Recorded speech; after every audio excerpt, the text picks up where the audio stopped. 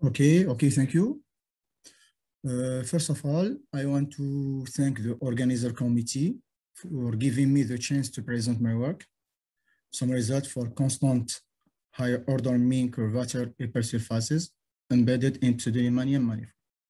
So in this work, we will deal with what we call the Alexandrov conjecture, spherical cups conjecture, which says that in a compact connect hypersurfaces of constant mean curvature and spherical boundary must be a planar disk or spherical cups. Many works gave a partial answer to this result. One of the remarkable result is the theorem of Rosenberg, which says that if we take a compact hypersurfaces embedded in real space with a boundary strictly convex and include in an hyperplane of Rn, then if M and this hyperplane are transverse along the boundary sigma, then M is in one of the half space of Rn plus 1 obtained by the hyperplane. And M has all the symmetries of sigma. In particular, if sigma is a sphere, then M is a spherical cup. So our idea now is to try to generalize these results in the case of the pseudo-Riemannian case. So we will replace the hyperplane by totally geodesic hypersurface, and we will try to give a sufficient condition that M and this totally geodesic hypersurface will be transverse. This result from this result we can deduce this new theorem, which says that the only compact hypersurfaces embedded in real space with constant higher order mean curvature and spherical boundary are the planar disk when HR is equal to 0 and the spherical cups when HR is identically null. So we define what we call the Newton transformations. So given M an oriented and connected hypersurfaces in an oriented pseudo-Riemannian manifold, and we put A its corresponding shape operator. So the Newton transformations are defined inductively by this formula or equivalent to this relation.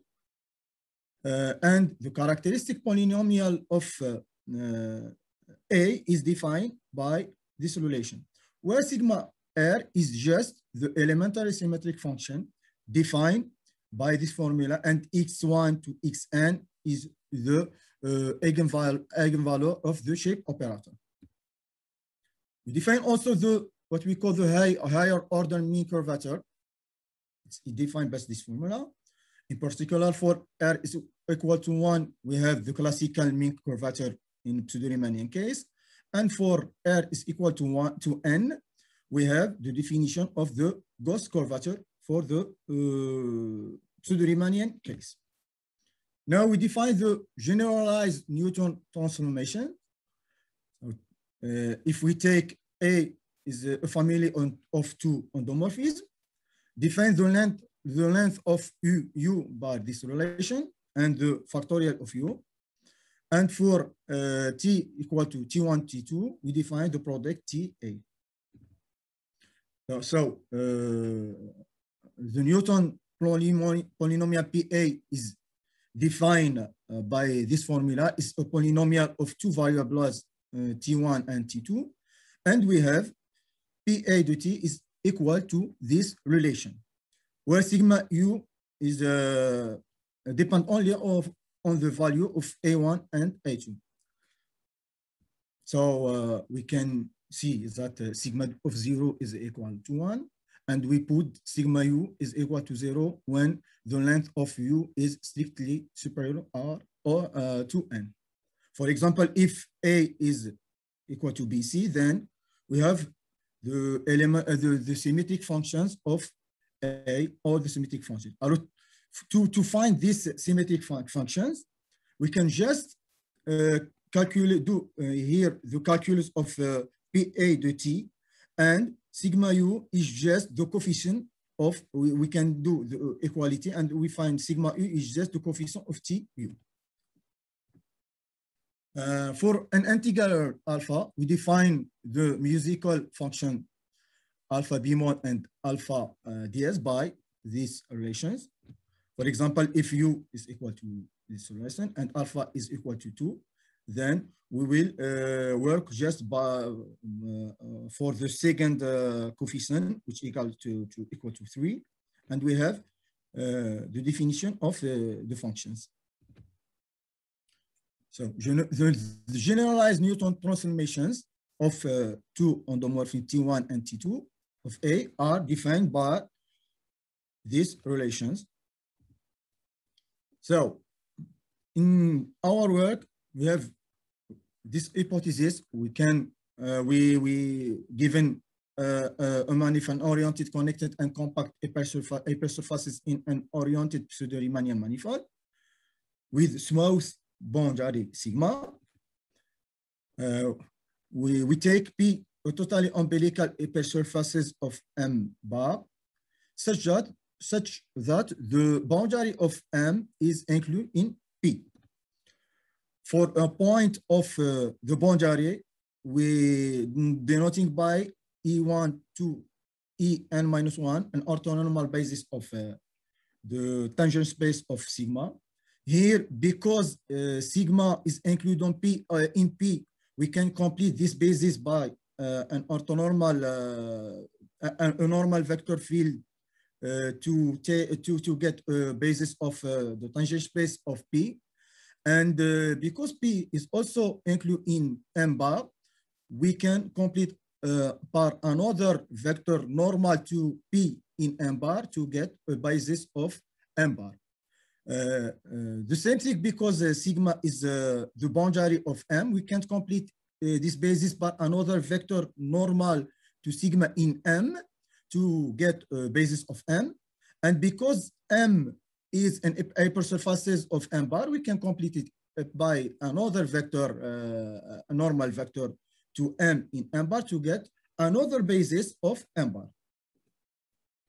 So for each vector normal, we consider the fundamental operator corresponding to these inclusions, where these vectors are the unit normal vector field of the inclusion. So the vector which we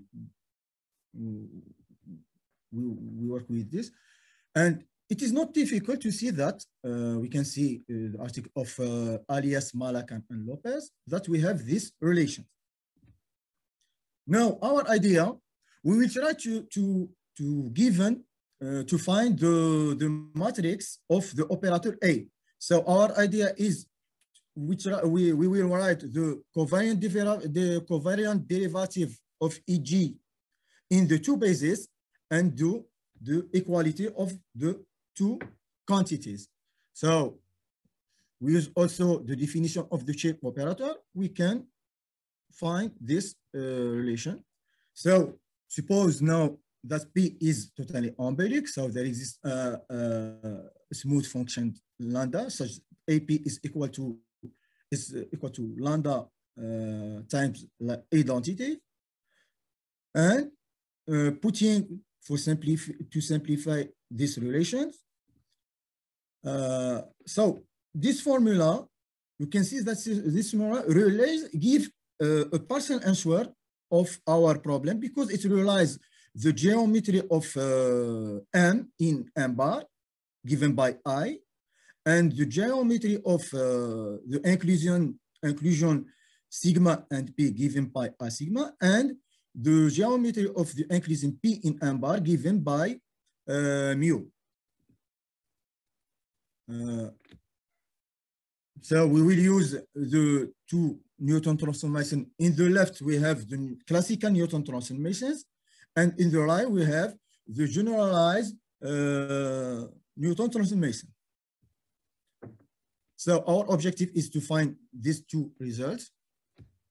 So here we use just the property of the elementary symmetric functions. Now we can choose the basis of the tangent space of sigma by the eigenvectors of A sigma. So we have A sigma of EI is 2I EI, and we have now, we can write our matrix of the shape operator. So now we will calculate the characteristic polynomial of A and to find the elementary symmetric functions. So putting, for simplify, I is equal to this relation. Our first proposition is under the above hypothesis, we have sigma R of A is equal to this relation. And for the proof, it's not difficult. We can just calculate the polynomial characteristic of A and the polynomial characteristic of this quantity, and take the equality of the coefficient of the same puissance.